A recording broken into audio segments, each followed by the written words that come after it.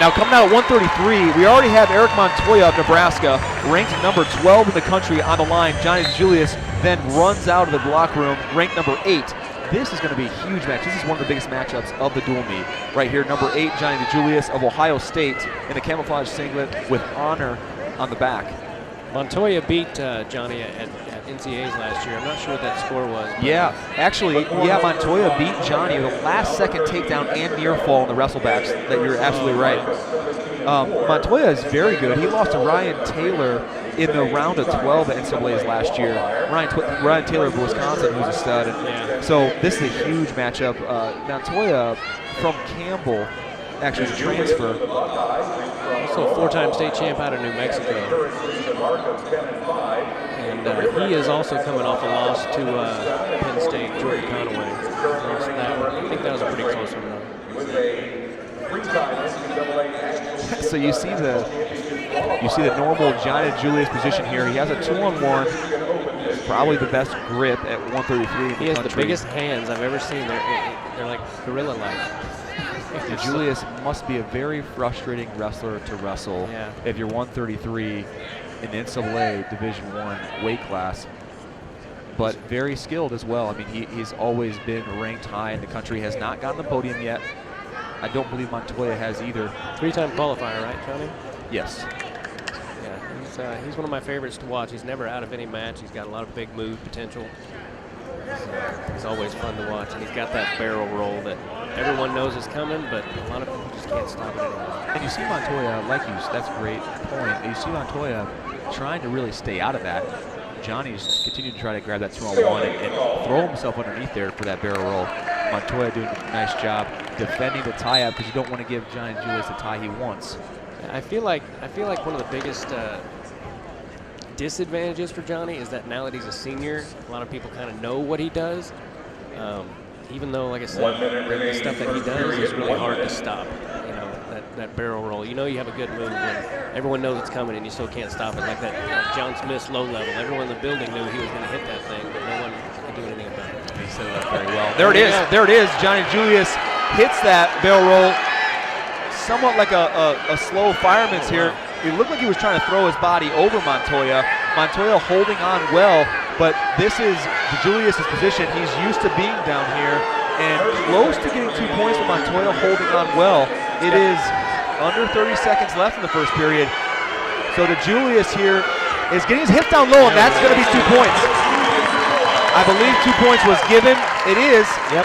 DiJulius on top. Montoya continuing to scramble, which is very well done. Now DiJulius getting counted out for stalling here. DiJulius is used to holding on down there like that, and he's been told many times to not do that because the worst case scenario is a stalemate. I'm sorry, the best case scenario is a stalemate. Otherwise, they're going to ding him for stalling after a 5 count, right? Well, what could be much worse is if you hurt your shoulder, your labrum or something being down there. But again, he kind of relies on his grip a little bit too much. He has a lot of flexibility in his shoulders. I've heard you comment on that about how flexible he is in his shoulders, but how he needs to still not do that. Every single wrestler should always wrestle solid if possible. You can go to the funk or the rolls when needed, but here's a replay of the takedown where DiJulius is trying to settle his hips down and get his head up. Finally does that and is given awarded the 2-point takedown. Montoya tries to grab the ankle, a little bit too late there. DiJulius did a nice job riding him out in the first period. And looking for backs here. Montoya continue to move, which you want to do as a bottom wrestler to work for your escape point. You don't want to be sedimentary on the bottom. DiJulius doing a nice job on top, throwing a leg in, but like you said, Tim, getting a little bit high there on top. It's a thin line when you have a leg in and trying to crank the guy over there. Now, there's the back point. Nicely done by DiJulius. He's got his hips in nice, just settled into that. And head scoop, Montoya almost fell into that in a way, up from the top position. DiJulius going to get at least 4 back points here. Still plenty of time left in the second period. I say at least 4 back points. That's the limit, but obviously some may work for a fall at some point, but you can't really get a pin from that position in wrestling unless you have a way to scoop his face over and get weight on both shoulders.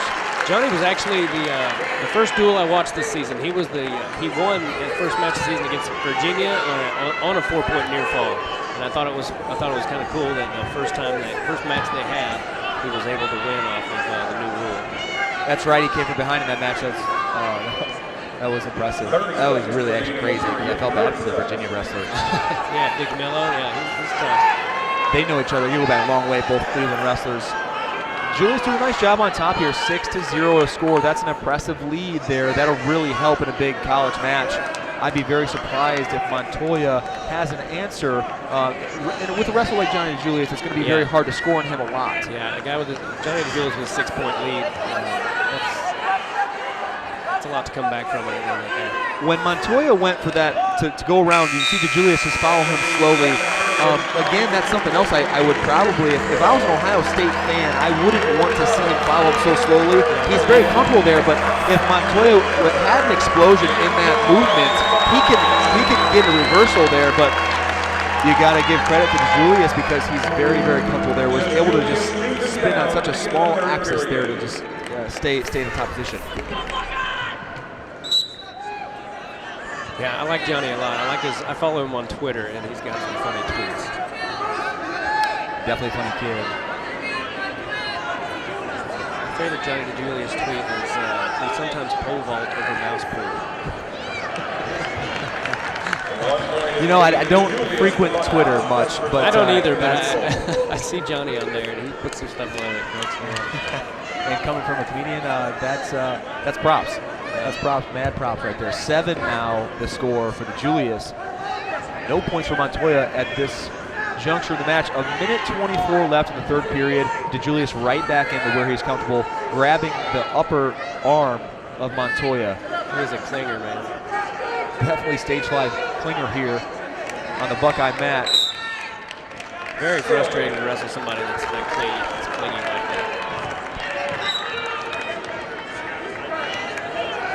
It must be much more frustrating because he's so good. You know, he's also a good wrestler. When you're wrestling someone that's not that skilled but he's strong and just holds on to you, that can be pretty annoying. But DiJulius has a way of winning matches, unlike many. He does. He did great when against Goulabon last year in the Big Tens. That throw came out of nowhere. Throw to his back, beautiful. Montoya, again, hard worker, tough wrestler. Like I said, had a big win over DiJulius. Now DiJulius giving up a takedown there. I was going to say last year at NCAA's, but he did not give an escape yet. Now DiJulius holding on his hands, getting to his feet. It's 8-2 to score. Plenty of riding time with DiJulius. That's locked up. Less than 30 left in the match. Montoya, I was just hoping for some way to get DiJulius to his back. Very tough to do when DiJulius is on his knees many times in a match. And now with that position he's very comfortable in, grabbing the upper arm. He hangs on here. This is going to be a good win for DiJulius. I'd really like to see him get on the podium this year. I think he'd definitely be an All-American. I've thought that the last 2 years. Both these wrestlers have that potential, that's for sure. And there's another takedown he's given up, and a hard elbow to the back of the head from Montoya, obviously out of frustration. So there's DiJulius is going to be the winner. He's going to be the winner at 133, and a little bit of extracurricular activity there at the end of the match. Montoya did drop kind of a rough elbow or forearm to the back of DiJulius. Right there, you see the replay. The ref didn't really do anything about it, and sometimes you see that in wrestling.